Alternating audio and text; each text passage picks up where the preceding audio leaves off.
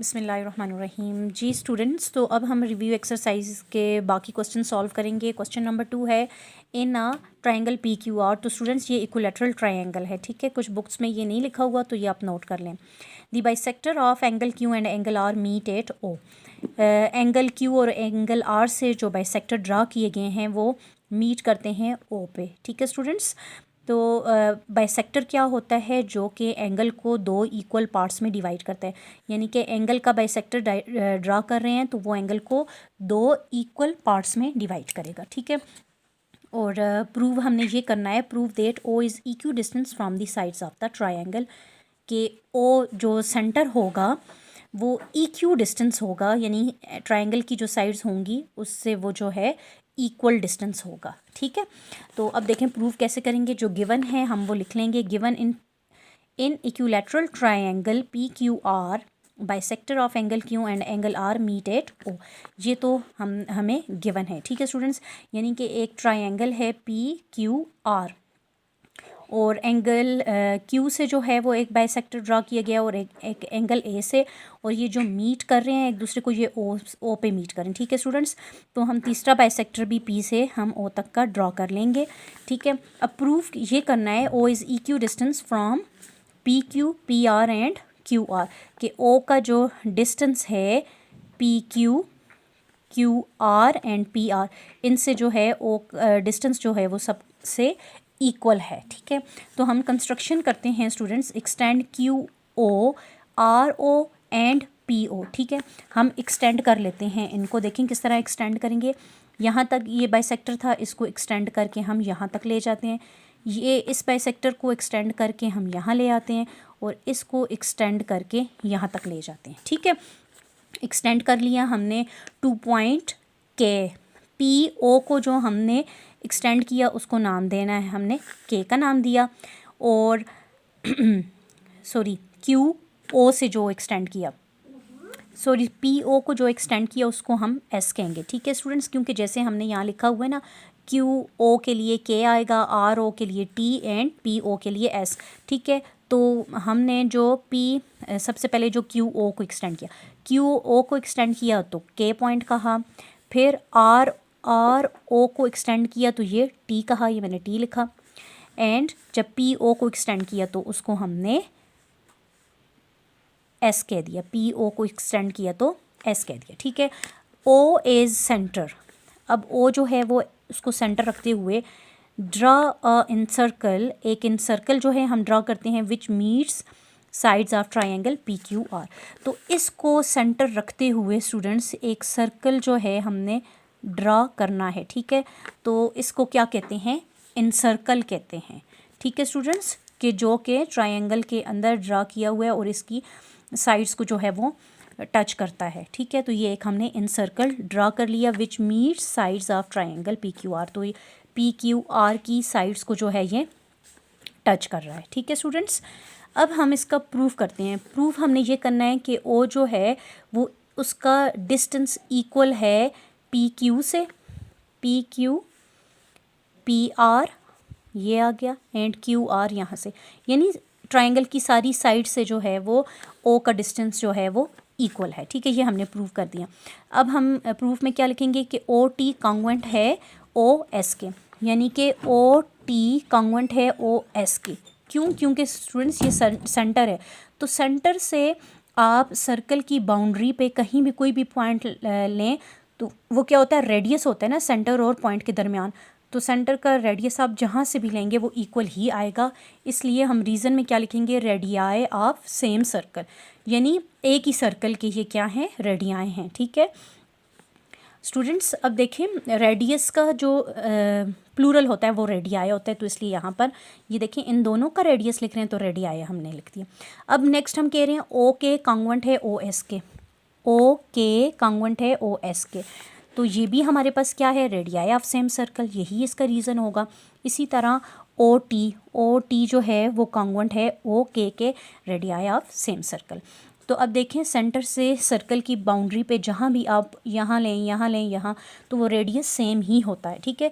It means that O is equidistant from P Q P R and Q R. तो यही हमने prove करना था, ठीक है स्टूडेंट। क्वेश्चन नंबर जो 3 है वो है in the given figure A B congruent to C B. अब फिगर जो है हमें गिवन है और इसमें कह रहे हैं कि ए बी जो है ये ए बी कॉन्ग्रुएंट है सी बी के, इसके एंगल ए कॉन्ग्रुएंट है एंगल सी के, एंगल ए और एंगल सी जो है ये आपस में कॉन्ग्रुएंट है। प्रूव हमने करना है ए ई कॉन्ग्रुएंट है सी डी के, ए ई कॉन्ग्रुएंट है सी डी के, तो ये हमने प्रूव करना है।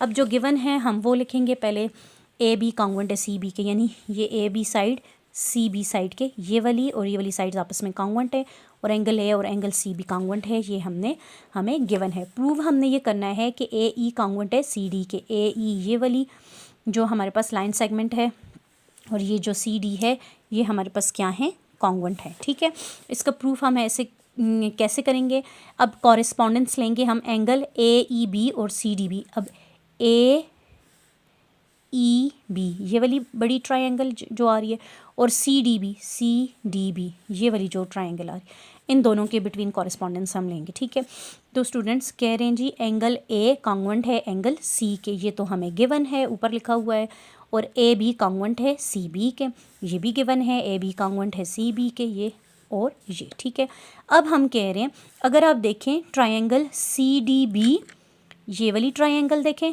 और ए ई बी ये वाली ट्रायंगल, तो एंगल बी दोनों का कॉमन है, तो angle B congruent to angle B, क्योंकि ये क्या है, कॉमन है। अब देखें स्टूडेंट्स, दो एंगल्स और एक साइड हमारे पास अगर कॉन्ग्रुएंट है तो हम कह सकते हैं कि ये दोनों ट्रायंगल्स भी आपस में क्या हैं, कॉन्ग्रुएंट है। देयरफॉर हम लिखेंगे triangle A E B congruent to triangle C D B. तो जब दोनों ट्रायंगल्स कॉन्ग्रुएंट है तो इनकी कॉरेस्पॉन्डिंग साइड्स भी तो कॉन्ग्रुएंट होंगी, तो A E congruent to C D, A E congruent to C D. ठीक है, तो ये इसकी ये साइड्स भी क्या होंगी, कॉन्ग्रुएंट होंगी, हैंस प्रूव्ड, यही हमने प्रूव करना था। ठीक है, अब नेक्स्ट जो क्वेश्चन है, question number 4, A B C is a triangle in which measurement of angle A is equal to 35 degree and measurement of angle B equal है 100 डिग्री। स्टूडेंट्स, एक ट्रायंगल में जो है एक एंगल 35 है, दूसरा 100 है, तो तीसरा जो अननोन होगा वो हम फाइंड कर सकते हैं। ठीक है, और दूसरा ये हमें क्या कह रहे हैं, बी डी जो है वो परपेंडिकुलर है, ये परपेंडिकुलर का साइन होता है, और परपेंडिकुलर का मतलब क्या होता है, जो एंगल 90 बनाता है। ठीक है, बी डी परपेंडिकुलर है ए सी के, ये हमें गिवन है यहाँ तक। Prove the triangle B D C is an isosceles triangle, तो हम ये प्रूव करेंगे, देखें दी हुई ए बी सी और के बी डी सी कर आए हैं, ठीक कह रहे हैं, इसको हमने आइसोसेल्स ट्रायंगल प्रूव करना है। तो पहले हम तीसरा एंगल फाइंड कर लेते हैं स्टूडेंट्स। ठीक है, in triangle A B C, angle A angle B angle C, इनका सबका sum angle A plus angle B plus angle C equal to 180 degree, because we know that the sum of the angles in a triangle is equal to 180 degree. ठीक है, आपको पता है ना, triangle के अंदर तीनों एंगल्स का सम जो है वो 180 डिग्री होता है। एंगल ए की वैल्यू पुट की, एंगल बी की वैल्यू पुट की, और सी हमने फाइंड करना है। 35 डिग्री प्लस 100 135, और एंगल सी यहीं है, हमने प्रूव करना है। एंगल सी को अकेला करेंगे, इसके साथ जो प्लस हो रहा था दूसरी साइड ले जाएंगे, माइनस होगा, तो ये 45 डिग्री, यानी कि ये जो तीसरा एंगल है वो क्या है, 45 डिग्री है। ठीक है स्टूडेंट्स, तो ये तो था हमें गिवन। अब प्रूफ क्या करना है कि triangle B D C is an isosceles triangle, कि ये क्या है, आइसोसेल्स ट्रायंगल है। कंस्ट्रक्शन हम कर देते हैं, draw B D perpendicular to A C. अब हम यहाँ से बी से डी ये हम क्या ड्रा कर रहे हैं, परपेंडिकुलर ड्रा कर रहे हैं। परपेंडिकुलर क्या होता है, जो कि 90 डिग्री का एंगल, तो इसलिए यहाँ पर क्या बनेगा, 90 डिग्री का एंगल बनेगा। ये हमने ए सी पे परपेंडिकुलर ड्रा किया, जिसने इसको कट किया 8 पॉइंट डी, तो बी डी परपेंडिकुलर हो गया, B D perpendicular to A सी, इस साइड के परपेंडिकुलर है। ठीक है, अब हम प्रूव करते हैं in triangle B D C, B D C ये वाली हम ट्रायंगल ले रहे हैं, इसमें जो है तीनों एंगल जो हैं, angle C B D plus angle C D B. अब डी मिड में आ गया, यानी कि अब हम एंगल डी की बात करें, एंगल सी डी बी जो मिड में है ना, उसी एंगल की बात हो रही है। यहाँ बी मिड में है, यहाँ डी मिड में है, प्लस एंगल सी, तीसरा एंगल जो आ गया, ये angle C is equal to 180 degree. अब देखें students, angle C B D हमने एज इट इज़ लिखा, और सी डी बी को हमने 90 डिग्री क्यों लिखा, क्योंकि ये परपेंडिकुलर है, तो परपेंडिकुलर 90 डिग्री बनाता है, इसलिए हम ये इसको 90 डिग्री ले रहे हैं सी डी बी को। और एंगल सी जो है ये तो क्या है, 45 डिग्री है, और इनका सम क्या होता है सबका, ट्राइंगल के अंदर सारे एंगल्स का सम 180 डिग्री होता है, वो हमने लिखा। इन दोनों को ऐड करें 135।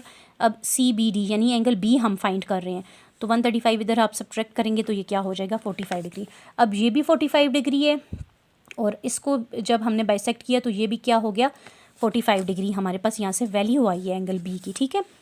If two angles of a triangle are congruent, अगर ट्राइंगल के अंदर दो एंगल्स जो हैं वो कॉन्ग्वेंट हों यानी इक्वल हों, ये 45 45 कॉन्ग्वेंट आ गई equal, then opposite sides to those angles are congruent, तो फिर इन एंगल्स के जो अपोजिट साइड्स हैं वो भी कॉन्ग्वेंट होंगी, इसके अपोजिट ये, इसके अपोजिट ये, वो भी क्या होंगी कॉन्ग्वेंट।